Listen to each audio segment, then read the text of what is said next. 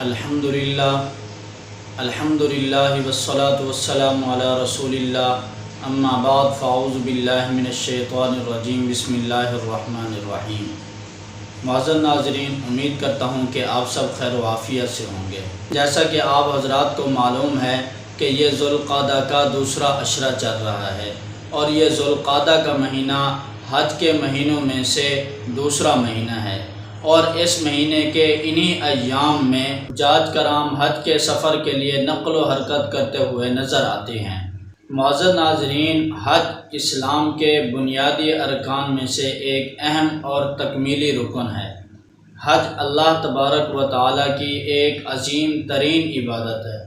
قرآن و حدیث میں حج کے بہت زیادہ فضائل بیان کیے گئے، اسی طرح صاحب استطاعت ہونے کے باوجود حج نہ کرنے پر سخت وعیدیں بھی بیان کی گئی ہیں۔ چنانچہ سورۃ آل عمران میں اللہ تبارک و تعالیٰ ارشاد فرماتے ہیں وَلِلَّهِ عَلَى النَّاسِ حِجُّ الْبَيْتِ مَنِ اسْتَطَاعَ إِلَيْهِ سَبِيلًا، کہ اللہ کی رضا کے لیے لوگوں پر بیت اللہ کا حج کرنا فرض ہے۔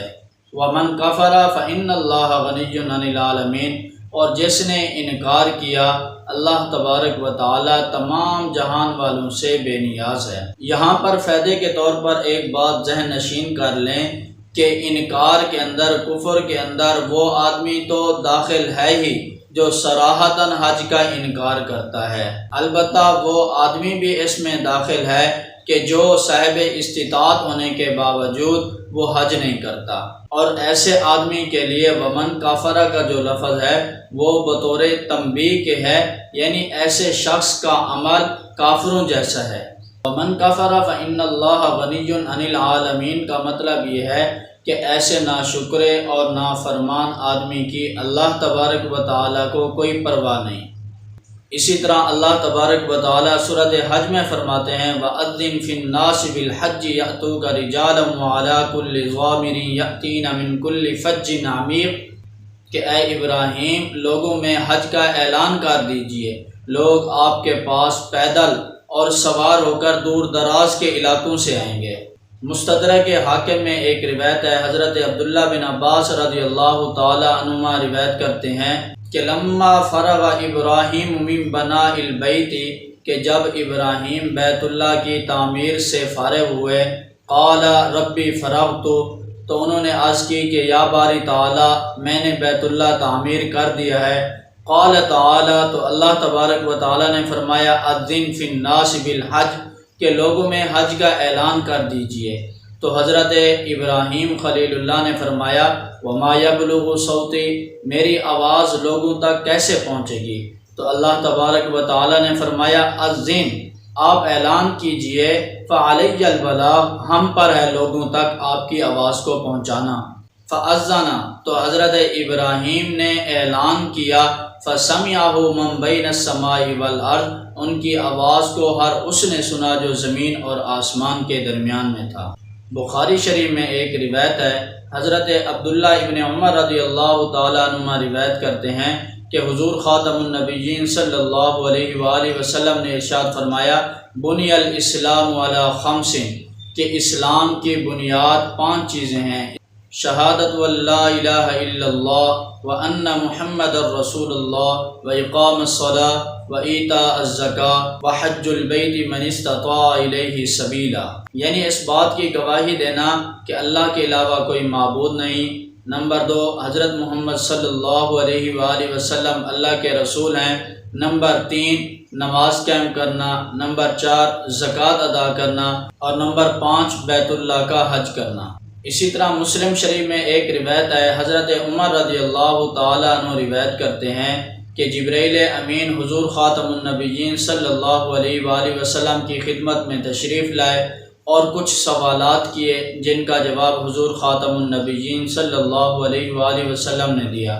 ان سوالات میں سے ایک سوال یہ تھا کہ حضرت جبرائیل امین نے کہا کہ اخبرنی عن الاسلام، کہ آپ مجھے اسلام کے متعلق خبر دیجئے، اسلام کی حقیقت کیا ہے؟ تو اللہ کے نبی حضرت محمد عربی صلی اللہ علیہ وآلہ وسلم نے ارشاد فرمایا ان تشہد ان لا الہ الا اللہ وان محمد الرسول اللہ وتقیم الصلاۃ وتؤتي الزكاة وتحج البيت إن استطعت إليه سبيلا قال صدقت، کہ حضور خاتم النبیین صلی اللہ علیہ وآلہ وسلم نے ارشاد فرمایا اسلام کی حقیقت یہ ہے کہ نمبر 1 تو گواہی دے کہ اللہ کے علاوہ کوئی معبود نہیں، نمبر 2 کہ محمد صلی اللہ علیہ وآلہ وسلم اللہ کے رسول ہیں، اور نمبر 3 تو نماز قائم کر، نمبر 4 زکوٰۃ ادا کر، اور نمبر 5 بیت اللہ شریف کا حج کر۔ تو جبرائیل امین نے کہا کہ آپ نے سچ فرمایا۔ اس سے معلوم ہوا کہ حج اسلام کا ایک اہم اور بنیادی رکن ہے۔ اسی طرح مسلم شریف میں ایک روایت ہے، حضرت ابو ہریرہ رضی اللہ تعالیٰ عنہ روایت کرتے ہیں کہ خطبنا رسول اللہ صلی اللہ علیہ وآلہ وسلم، کہ ہمیں اللہ کے نبی حضرت محمد عربی صلی اللہ علیہ وآلہ وسلم نے خطبہ دیا۔ قال، آپ نے فرمایا یا ایھا الناس، اے لوگو، قد فرض اللہ علیکم الحج، کہ اللہ نے تم پر حج کو فرض قرار دیا ہے، فحجوا، لہذا تم حج کرو۔ معزز ناظرین، چونکہ حج دین اسلام کا ایک بنیادی اور اہم رکن ہے، اس وجہ سے اس کے فضائل بھی بیان کیے گئے، اور اس کے ساتھ ساتھ یہ بھی بیان کیا گیا کہ اگر کوئی آدمی صاحب استطاعت ہونے کے باوجود حج نہیں کرتا تو اس کے لیے کیا کیا وعیدیں ہیں۔ چنانچہ سنن ترمذی میں ایک روایت ہے، حضرت علی رضی اللہ تعالیٰ عنہ روایت کرتے ہیں کہ من ملک زادا وراحلۃ تبلغہ الی بیت اللہ، کہ جس شخص کے پاس سفر سامان ہے، تبلغہ الی بیت اللہ، جو اس کو بیت اللہ تک پہنچا دیتا ہے، ولم یحج، لیکن اس کے باوجود وہ حج نہیں کرتا، فلا علیہ ان یموت یہودیا او نصرانیا، تو اللہ کو ایسے شخص کی کوئی پرواہ نہیں کہ وہ یہودی ہو کر مرے یا نصرانی ہو کر مرے۔ اسی طرح جلیل القدر تابعی حضرت عمر بن میمون رحمۃ اللہ علیہ نقل کرتے ہیں کہ قال عمر بن الخطاب، کہ حضرت عمر بن خطاب رضی اللہ تعالیٰ عنہ نے ارشاد فرمایا من قدر علی ان یحج، کہ جو آدمی قدرت رکھتا ہے کہ وہ حج کر لے، فلم یحج، لیکن اس کے باوجود اس نے حج نہیں کیا، فلیمت یہودیا او نصرانیا، پھر کوئی پرواہ نہیں کہ وہ یہودی ہو کر مرے یا نصرانی ہو کر مرے۔ معزز ناظرین، یہ حج کے انکار کرنے کی ایسی وعیدیں ہیں جیسا قرآن پاک میں اللہ تبارک و تعالیٰ نے نماز کے بعد مشرک نہ ہونے کا ذکر فرمایا۔ چنانچہ سورۃ روم میں ہے اقیموا الصلاۃ ولا تکونوا من المشرکین، کہ نماز قائم کریں اور مشرکوں میں سے نہ ہو جائیں۔ اس سے معلوم ہوتا ہے کہ نماز نہ پڑھنا یہ مشرکوں والا عمل ہے۔ بالکل اسی طرح حج نہ کرنے والے کو یہود و نصارہ کے ساتھ تشبیہ دی گئی، کیونکہ یہود و نصارہ حج نہیں کرتے۔ مشرکین مکہ اگرچہ حج کرتے تھے لیکن وہ نمازیں نہیں پڑھتے تھے۔ بہرحال اس کا مطلب یہ ہے کہ صاحب استطاعت ہونے کے باوجود، قدرت رکھنے کے باوجود حج نہ کرنے والے ایسے نافرمان، ایسے ناشکر انسان کی اللہ تبارک و تعالیٰ کو کوئی پرواہ نہیں۔ اور یہاں پر ایک اور بات ذہن نشین کر لیں کہ یہ جو تاکیدیں بیان کی گئیں، یہ جو سخت وعیدیں بیان کی گئی ہیں، یہ فرض حج کے لیے ہیں، اور فرض حج زندگی میں صرف ایک بار ہوتا ہے۔ جب آدمی ایک مرتبہ حج کر لیتا ہے تو وہ اس فریضے سے سبکدوش ہو جاتا ہے۔ حج کے فضائل کے حوالے سے بخاری شریف میں ایک روایت ہے، حضرت ابو ہریرہ رضی اللہ تعالی عنہ روایت کرتے ہیں کہ سمعت النبی صلی اللہ علیہ وسلم یقول، کہ میں نے نبی کریم صلی اللہ علیہ وآلہ وسلم کو یہ ارشاد فرماتے ہوئے سنا، من حج للہ،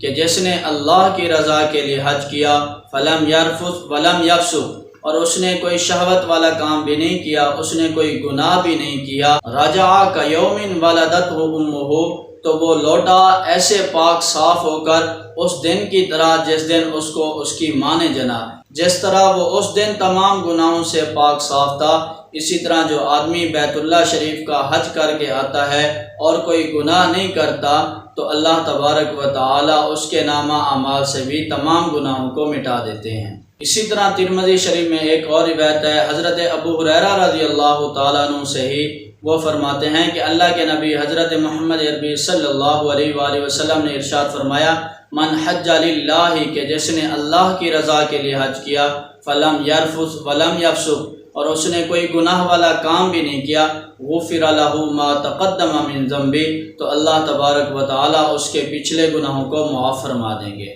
اسی طرح مسلم شریف میں ایک روایت ہے، حضرت عمر بن عاص رضی اللہ تعالی عنہ روایت کرتے ہیں کہ ان الاسلام یہدم ما کان قبلہ وان الحجرۃ یہدم ما کان قبلہا وان الحج یہدم ما کان قبلہ، کہ اسلام گزشتہ تمام گناہوں کو ختم کر دیتا ہے، ہجرت گزشتہ تمام گناہوں کو مٹا دیتی ہے، اور حج گزشتہ تمام گناہوں کو مٹا دیتا ہے۔ اسی طرح ایک اور روایت ہے، حضرت ابو ہریرہ رضی اللہ تعالیٰ عنہ روایت کرتے ہیں کہ والحج المبرور، کہ حج مبرور جو ہے لیس لہ جزاء الا الجنہ، کہ اس کی جزا، اس کا بدلہ تو صرف اور صرف ہے ہی جنت۔ تو معزز ناظرین، یہ حج کرنے کے فضائل ہیں، اور صاحب استطاعت ہونے کے باوجود نہ کرنے پر جو وعیدیں ہیں وہ آپ حضرات کے سامنے بیان کی ہیں۔ اللہ تبارک و تعالیٰ سے دعا ہے کہ اللہ تبارک و تعالیٰ ہم سب کو حج ادا کرنے کی سعادت نصیب فرمائے۔